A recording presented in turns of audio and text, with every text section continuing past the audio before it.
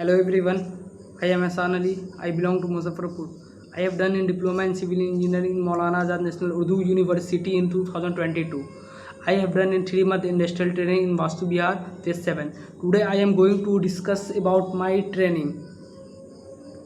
जब मैं ट्रेनिंग पर वास्तु बिहार फेज 7 गया था तो उस वक्त स्लैब का काम हो रहा था। स्लैब का काम में सबसे पहले ये जानने के लिए मैं बहुत एक्साइटेड था कि ये हमारा 1 वे स्लैब है कि 2 वे स्लैब। तो मेज़रमेंट टेप से जब इसे मेज़र किया तो पता चला कि LY और LX का रेशियो 2 से ग्रेटर था, जिससे हमें पता चल गया कि ये हमारा 1 वे स्लैब है। तो इसमें सबसे पहले हमने देखा कि स्लैब को मेन बार को शॉर्टर स्पैन के लॉन्ग बिछाया गया था और डिस्ट्रीब्यूशन बार को लॉन्गर स्पैन के लॉन्ग बिछाया गया था। तो मेन बार में देखा कि क्रैंक किया जा रहा था L/4 टू L/4 के डिस्टेंस पे क्रैंक किया जा रहा था, जिसे हम बेंटअप बार भी कहते हैं।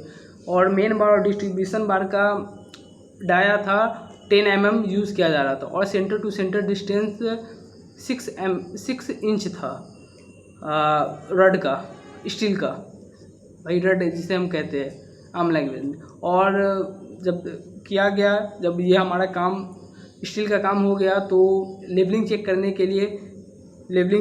के लिए हमने एक धागे को लेकर एक डायगोनल को दूसरे डायगोनल से मिलाया और एक छड़ लिया, जिसे धागे की हाइट को 2 फीट पे कर दिया। 2 फीट के करने के बाद मैंने मेजरमेंट किया, जिस तरफ जैसे लेवलिंग करना था, जिस तरफ पानी हमारा ढाल था उस वक्त निकालने के लिए, डाउन जाने के लिए उस हाइट को बढ़ा दिया गया, नीचे की ओर कर दिया गया और धागे से सब जगह डायगोनल पे और उसके धागे से और डिस्टेंस पे मेज़र किया गया, जिससे हमें पता चला कि ये हमारा लेवलिंग सही है कि गलत है।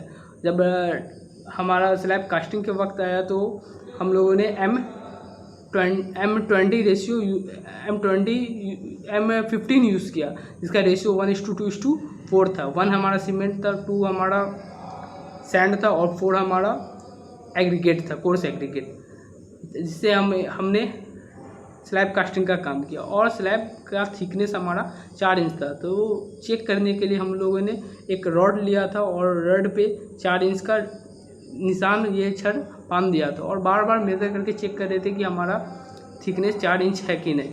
और बहुत सारी नॉलेज हम लोगों ने ट्रेनिंग के वक्त ली थी, जैसे कि हम लोगों ने पढ़ा था सीमेंट और सैंड और ब्रिक के बारे में। सीमेंट में पढ़ा था कि उसकी क्वालिटी चेक करने के, तो जैसे ही क्वालिटी चेक करने के लिए हम लोगों ने बैग ली थी, जैसे कि हम लोगों ने पढ़ा था सीमेंट और सैंड और ब्रिक के बारे में। सीमेंट में पढ़ा था कि उसकी क्वालिटी चेक करने के, तो जैसे ही क्वालिटी चेक करने के लिए हम लोगों ने बैग खोला, सीमेंट का बैग खोला तो चेक किया कि कैसा है, तो देखा कि ये ग्रेनिश कलर था।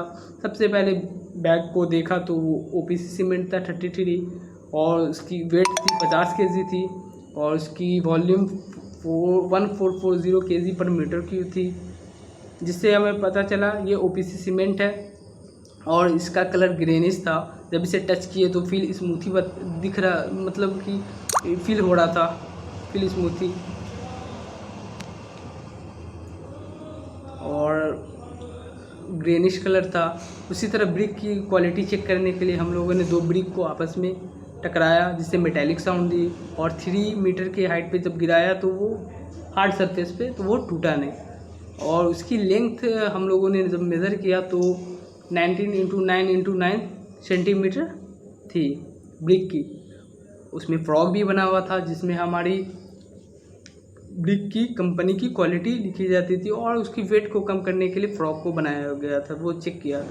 उसी तरह सैंड को देखा, सैंड कैसी क्वालिटी, तो जब उसे गोल बनाया तो वो लड्डू के जैसा नहीं बना था, जिससे हमें पता चला कि इसमें मिट्टी नहीं मिला है। तो सैंड की क्वालिटी चेक की और अगले टाइम जब गया चेक करने के लिए तो प्लास्टर का काम हो रहा था। प्लास्टर में देखा कि कितना रेशियो ले रहा है, तो रेशियो जब देखे कि इंटरनल प्लास्टर का 1:6 ले रहा था, तो 1 हमारा सीमेंट था और 6 हमारा सैंड था।